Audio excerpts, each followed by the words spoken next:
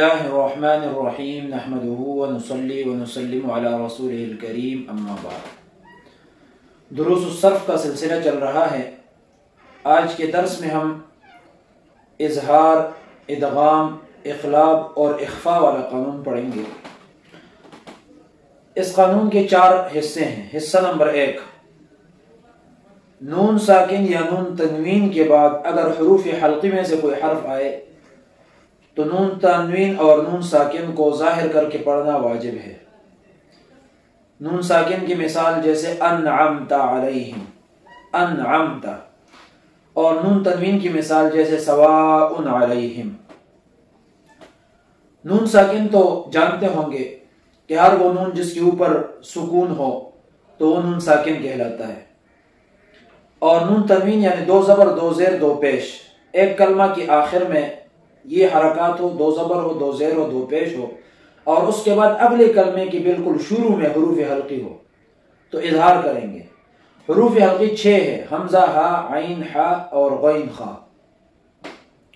حصہ نمبر 2، نون ساکن اور نون تنوین کے بعد اگر حروف یرملون میں سے کوئی حرف آئے تو نون ساکن اور نون تنوین کا ادغام کرنا واجب ہے۔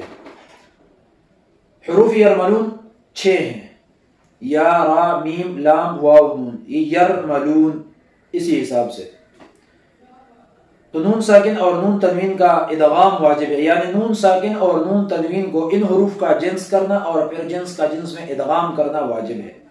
جیسے لن یضرب ہے، لن یضرب، نون ساکن کی مثال، تو یہاں پر ہم لن یضرب نہیں پڑھیں گے بلکہ لن یضرب پڑھیں گے، لن یضرب، لن یضرب، لن یضرب۔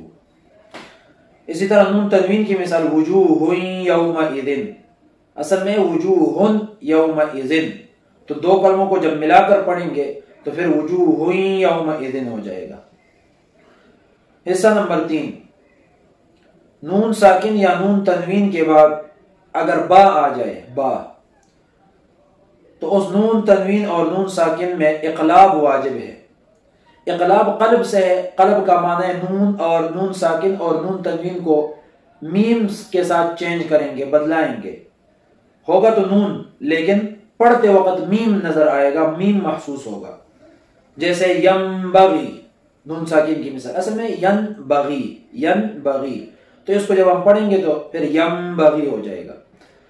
نون تنوین کی مثال کافرن بہ، یہ ہے کافرن بہ، 2 کلموں کو جب ملا کر پڑھیں گے تو پھر یہ ہوگا کافرن بہ۔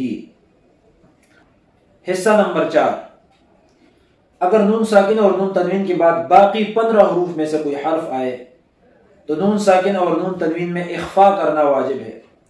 اخفاء کا مطلب یعنی پڑھتے وقت نون ساکن اور نون تنوین میں آواز ناک کے اندر پہنچانا واجب ہے، ایسے محسوس ہو کہ بھئی یہ آواز ناک سے آ رہا ہے۔ نون ساکن کی مثال جیسے لن تضرب، یہ انتم، یہ تمام کے تمام صیغے قرآن مجید کے اندر ہے اور یہ جگہ جگہ ہے۔ حروف اخفاء 15 ہے، تا، ثا، جیم، دال، ذال، زا، سین، شین، صاد، ضاد، طا، ظا اور فا، قاف، کاف۔ اس کو ایک شعر میں بھی جمع کیے، تا و ثا و جیم و دال، ذال و زال و سین و شین، صاد و ضاد و طا و ظا، فا و قاف و کاف و بین، تو یہ 15 حروف ہے۔ ٹوٹل حروف تہجی 29 ہے۔ الف تو ان چیزوں کے پیچھے آ ہی نہیں سکتا، لہٰذا الف کو سیٹ پہ کرتے ہیں تو رہ گئے 28 میں سے 6 حروف حلقی چلے گئے، 6 حروف یرملون چلے گئے 12، اور ایک با تو 14 چلے گئے، 13 حروف چلے گئے، اور 28 میں سے جب 13 منفی ہو تو پھر 15 رہتے ہیں، تو یہ 15 حروف اخفاء ہے۔ یہ تھا آج کا ہمارا قانون۔ انشاءاللہ آئندہ درس میں ہم امر حاضر معلوم بنانے کا طریقہ اور اس کے لیے ضابطہ پڑھیں گے۔ ہمارے ساتھ رہیے، انشاءاللہ بڑا فائدہ ہوگا۔ جزاکم اللہ خیرہ، وآخر دعوانا ان الحمد للہ رب العالمین۔